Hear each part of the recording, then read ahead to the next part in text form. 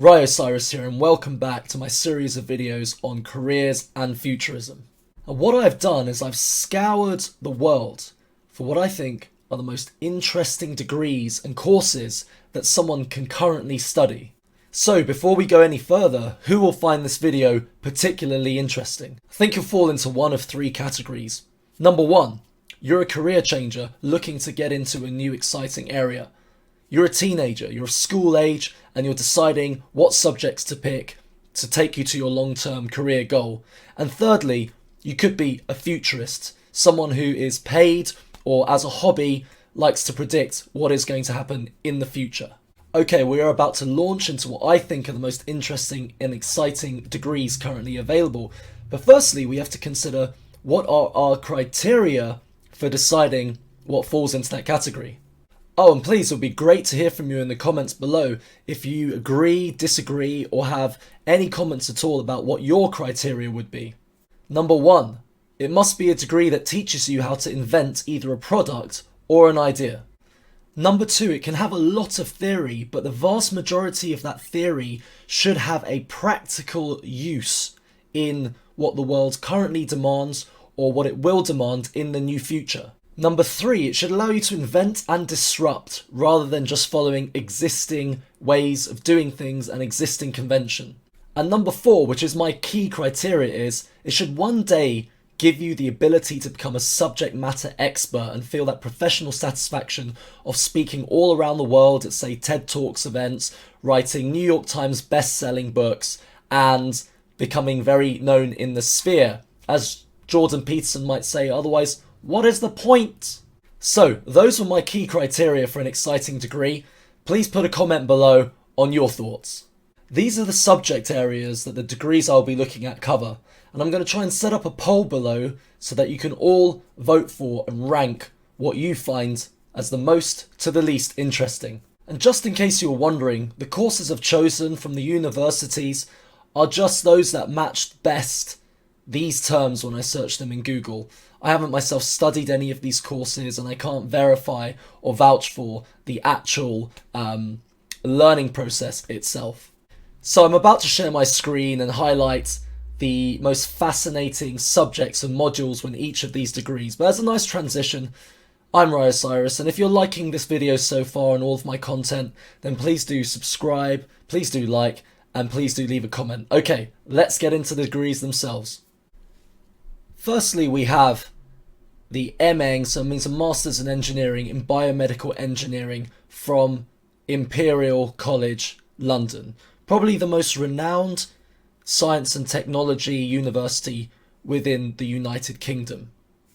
Biomedical engineering is fascinating because it's the intersection of medicine and engineering. It teaches you all of the theoretical and practical science knowledge you need to be able to invent medical devices.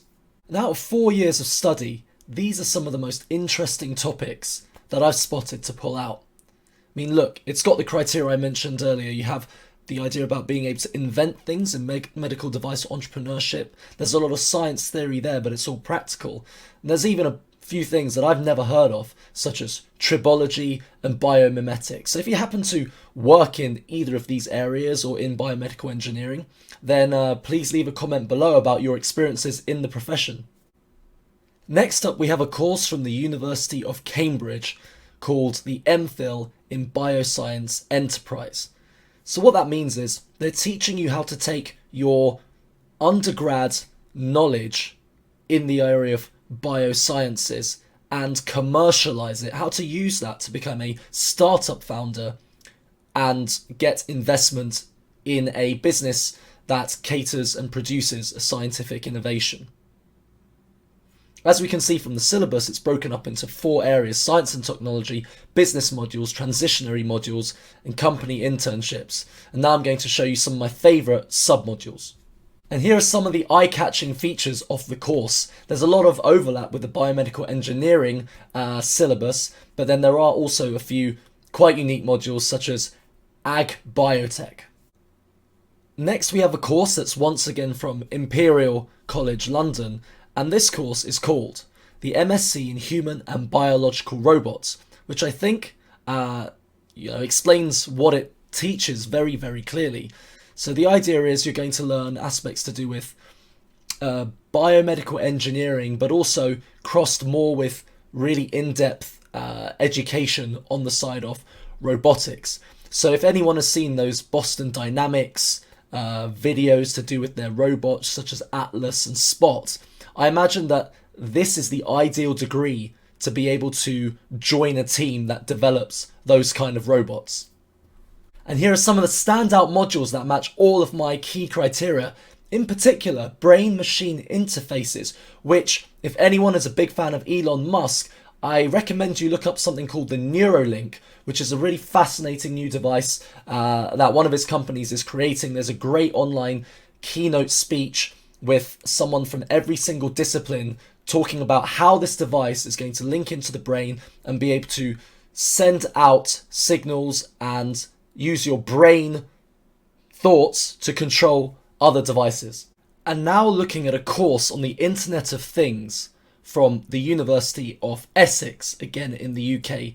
So the Internet of Things is all about the fact that every device with an electronic chips in it will be able to send real-time information about its status, whatever it is, whatever it's doing, and wherever it's located.